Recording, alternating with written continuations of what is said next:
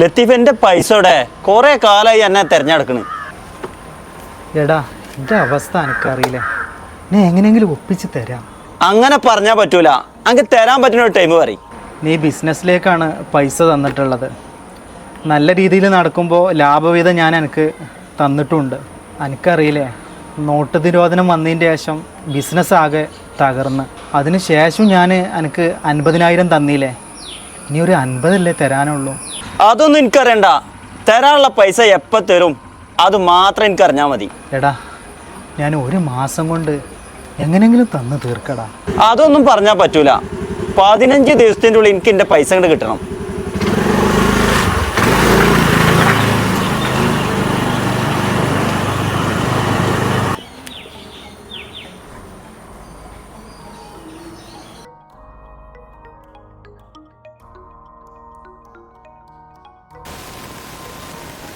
ഞാൻ ഇറങ്ങട്ടാ. എവിടെ? ആ ജപ്തി നോട്ടീസിന്റെ കാര്യത്തിൽ എന്തെങ്കിലും ഒരു തീരുമാനം ഉണ്ടാക്കണ്ടേ? ഇനിയിപ്പോ നമ്മൾ ആരോടാ ഇനിയിപ്പോ കടം ചോദിക്കുക? ഇവിടുന്ന് ഇറങ്ങേണ്ടി വന്നാൽ പിന്നെ ജീവിച്ചിരുന്നിട്ട് കാര്യമില്ല.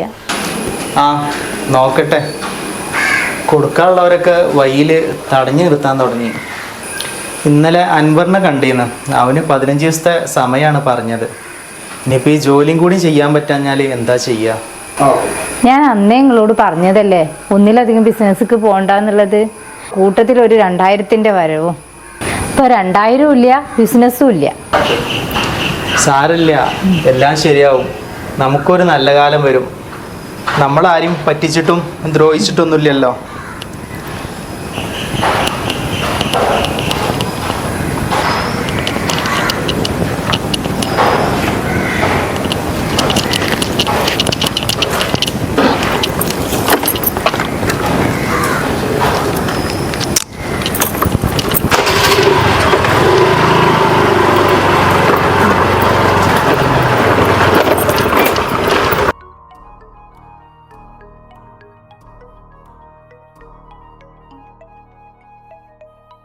പരിയില്ലേ?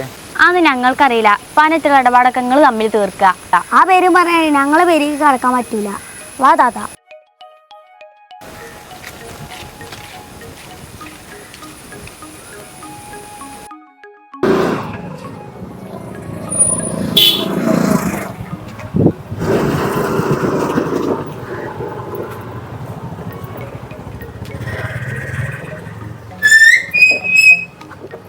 ഹലോ. ആ അങ്ങനെ ലഹരി വിറ്റ പൈസ എനിക്ക് വേണ്ട. അങ്ങനെ എൻ്റെ കടം വീടണ്ട. അതിലും നല്ലത് ആത്മഹത്യ ചെയ്യണല്ലേ.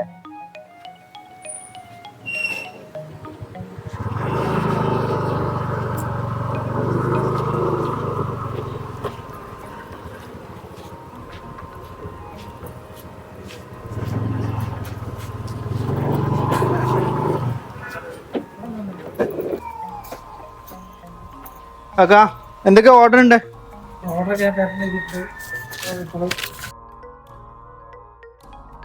എനിക്ക് തരാനുള്ള പൈസ തന്നിട്ട് ഓർഡർ എടുത്താൽ മതി. അല്ല എന്താ പ്രശ്നം? ഇയാള് കുറച്ച് പൈസ തരാനുണ്ട്. കുറെ ആയി തരാന്ന് പറഞ്ഞിട്ട് ഇതുവരെ തന്നിട്ടില്ല. ഞാൻ ഏതായാലും ഇയാളോടൊന്ന് സംസാരിക്കട്ടെ. ഇജ്ജ് നാളെ ഈ സമയത്ത് ഇന്നൊന്ന് വിളിക്കേ. എന്തേ പോരെ? എന്ത് വിഷയം? അതെ, ഞാൻ കുറച്ച് പൈസ കൊടുക്കാൻ.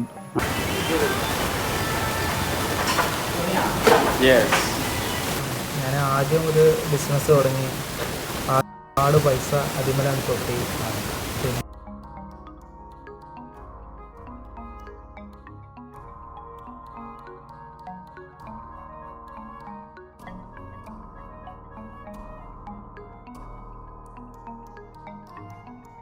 പിന്നെ നോട്ട് നിരോധനം എല്ലാം കൂടി ആയിട്ട് ആകെ പലവരിടത്തുനിന്നും കിട്ടാനുണ്ട്.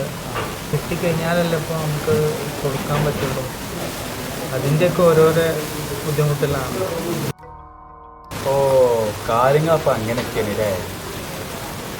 അപ്പം നിങ്ങൾ കൊടുക്കാനുള്ളതിനാടും കൂടുതൽ നിങ്ങൾ കിട്ടാനാണ് ക്യാഷ്. അതെ അതെ, എനിക്ക് കിട്ടാനുള്ള പൈസ കിട്ടാതായപ്പോഴാണ് എനിക്ക് ലോൺ എടുക്കേണ്ടി വന്നത്. ഈ കിട്ടാനുള്ള പൈസ കിട്ടിയിട്ട് എൻ്റെ കടം വീട്ടാൻ സാധിക്കണമെന്നില്ല. എന്നാലും നമുക്കൊന്ന് ശ്രമിച്ച് നോക്കാം. നിങ്ങൾ പറഞ്ഞ പലരും പണം ഇല്ലാത്തതുകൊണ്ടല്ല തരാത്തത്. നിങ്ങൾ ധൈര്യമായിട്ട് നമുക്ക് അവരൊക്കെ പോയിട്ട് ഒന്ന് കണ്ടു നോക്കാം.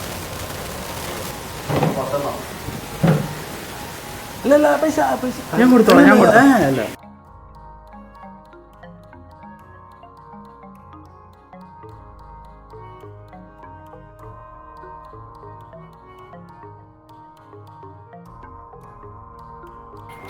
ആ ഉമ്മർക്ക ആ കേറി വരി. ആ ബാ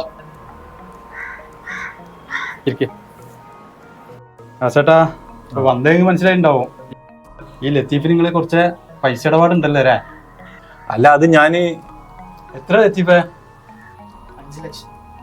അത് ഞാൻ പറഞ്ഞാണല്ലോ അടുത്ത മാസം കുറച്ച് പൈസ കിട്ടാണ്ടെന്ന്. അത് കിട്ടിക്കഴിഞ്ഞാൽ ഞാൻ ക്ലിയർ ചെയ്തോളാം. അമ്പല കമ്മിറ്റിയിൽ നിങ്ങളെ എതിർക്കാൻ കാരണം അന്വേഷിച്ച് നടക്കുന്നവരൊക്കെ ഉണ്ടല്ലോ. ഇതൊരു ഏയ് അങ്ങനൊന്നും ഉണ്ടാവരുത്. നിങ്ങളൊരു ഡേറ്റ് പറഞ്ഞോളി, ഞാൻ സംഘടിപ്പിച്ച് കൊടുത്തോളാം. എന്നാ വരെ.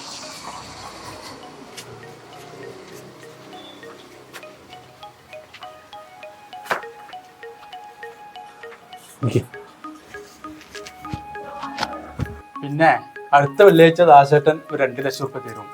ബാക്കി പിറ്റത്തെ മാസേ തരാൻ പറ്റുള്ളൂ അല്ലേ? എന്താ അത് പോരെ? പിന്നെ ഒരു കാര്യം, ഇവിടെ വന്നുകാണ്ട് ദാസേട്ടനോട് പൈസ ചോദിക്കരുത്. ദാസേട്ടൻ എൻ്റെ അടുത്ത് തരും. അപ്പൊ ഞാൻ എനിക്കാണ്ട് തരണ്ട്.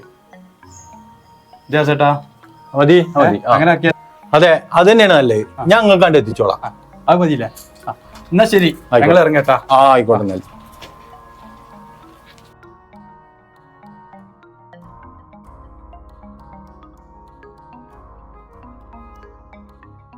ഒന്ന് എണ്ണി നോക്കിയാലോ? അത് വേണ്ട, നിങ്ങളിപ്പോൾ അവിടുന്ന് എണ്ണി നോക്കാതെ വാങ്ങൂലല്ലോ. എടി ഭക്ഷണം എടുത്തൊക്കെ.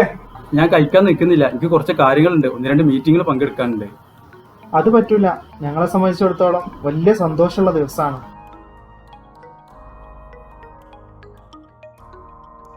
അത് വേണ്ട, ബാക്കിയും കൂടി കിട്ടിയിട്ടേ പെട്ടെന്ന് കടങ്ങളിൽ നിന്ന് രക്ഷപ്പെടാൻ നോക്കേ. എനിക്ക് നിങ്ങളുടെ സന്തോഷം മതി.